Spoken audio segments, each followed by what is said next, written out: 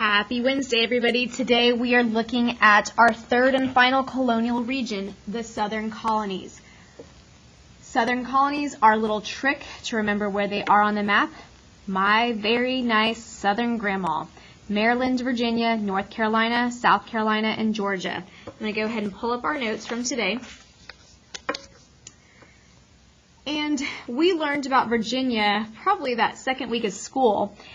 And we know that Jamestown, Virginia was the first successful British colony in the New World. It's established in 1607 by John Smith and the Virginia Company. They are a joint stock company, and they are hoping to strike it rich, make some money, find some gold. They don't find any gold.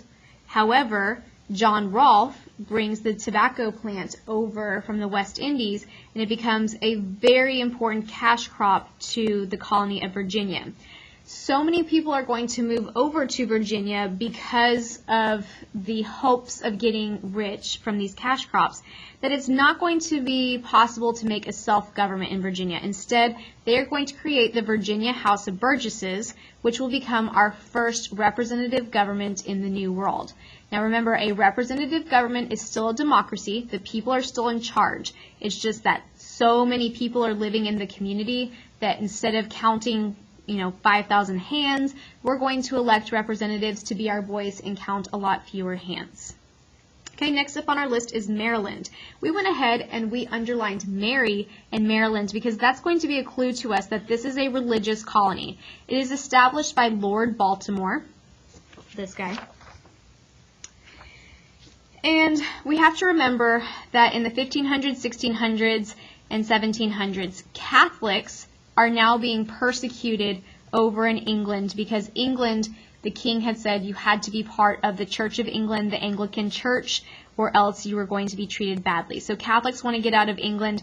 Lord Baltimore sets up Maryland. My memory trick is Mary is the mother of Jesus, so we're thinking about the Christians or Catholics. Another thing that I thought about later on in the day is that Lord Baltimore, with his title Lord, a lot of Christians call Jesus their Lord.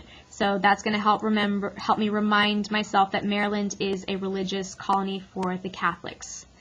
All right, North and South Carolina, they start out as just one. It is set up by a group of 8 proprietors or business owners. Think Shark Tank again, kind of like Virginia Joint Stock Company.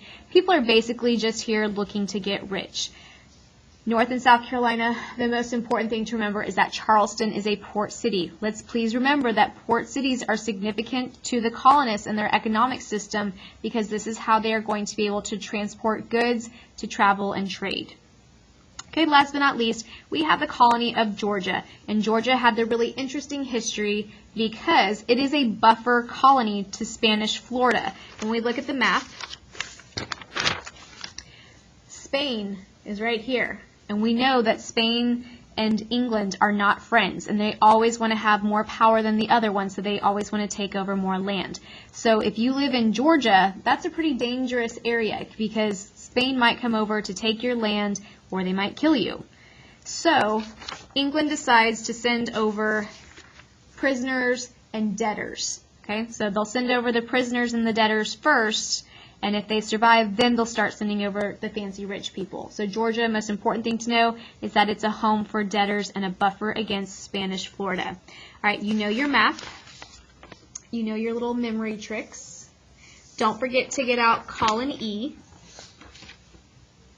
Okay, and column E, if you look over on the right-hand side, has kind of like your little cheat sheet of all the information that you need to know.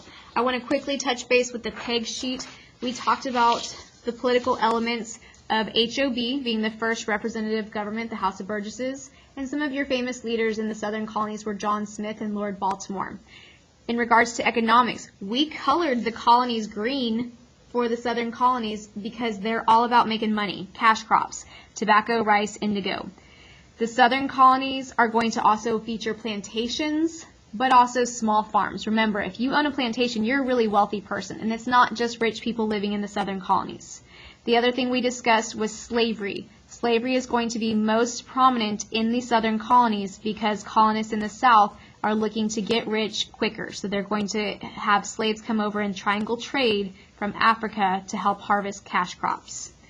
They're able to do this because the soil is very fertile in the South. They have a warm climate with lots of rain, and don't forget that important port of Charleston, South Carolina. Finally, Maryland, we said, is established as a safe place for Catholics. Don't forget Mary. Georgia is a home for debtors and a buffer from Spain. And then Virginia and the Carolinas are going to be created for money. Thanks so much. Have a great night. Bye.